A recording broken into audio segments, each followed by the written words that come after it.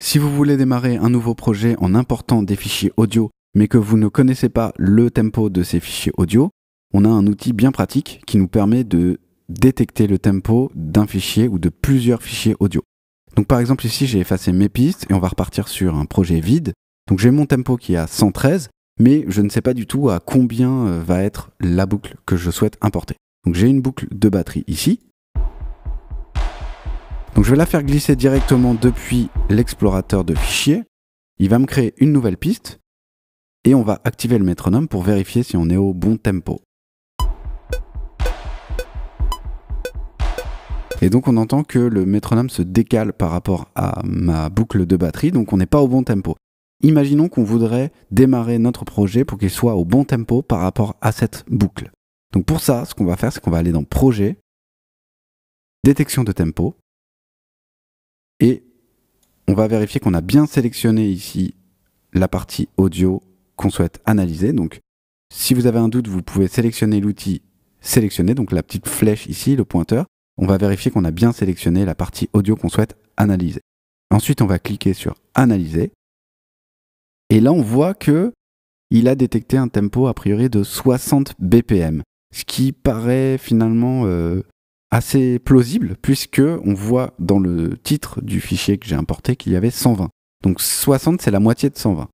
Ce qui veut dire que a priori, le tempo serait plutôt de 120 BPM, mais on n'est pas censé le savoir. Donc si on veut faire un test, déjà comme ça, on va pouvoir écouter le métronome avec le fichier pour voir s'ils sont synchronisés.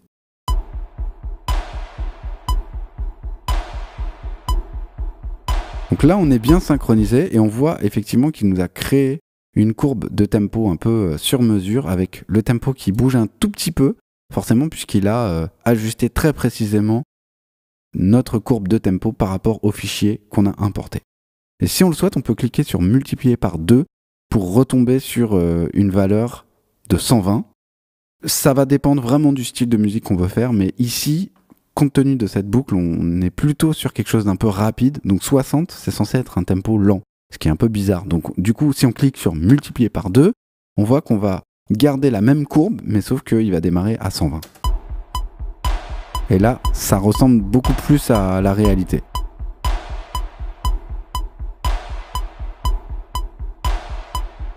On a la possibilité de trouver le tempo comme ça. Après, l'idée, c'est peut-être de faire une moyenne, parce que je trouve pas ça très pratique d'avoir une courbe de tempo qui bouge comme ça tout le temps. Donc si on veut faire une moyenne, finalement, on se rend compte qu'on oscille entre 119 et 121. Donc a priori, c'est assez clair que le tempo, il est à 120. On voit que la valeur 120 revient très souvent. Donc si on souhaite remettre le tempo sur la valeur moyenne, c'est-à-dire 120, on peut sélectionner ici notre outil pointeur, notre outil souris, qui s'appelle tout simplement l'outil sélectionner. On va sélectionner tous les points à l'exception du premier sur la courbe de tempo et on va faire Supr sur le clavier. Donc il va me supprimer tous mes points et à partir de là, on va pouvoir lui dire, par exemple ici, on va double-cliquer, on va taper 120. Et on va écouter maintenant, voir si c'est bien synchronisé sur un tempo à 120. Et effectivement, on a bien notre tempo à 120 qui reste synchronisé sur ma boucle. Donc on a trouvé le tempo de notre boucle. Forcément ici c'était facile parce qu'il me disait le tempo dans le titre. Parfois c'est un peu plus compliqué.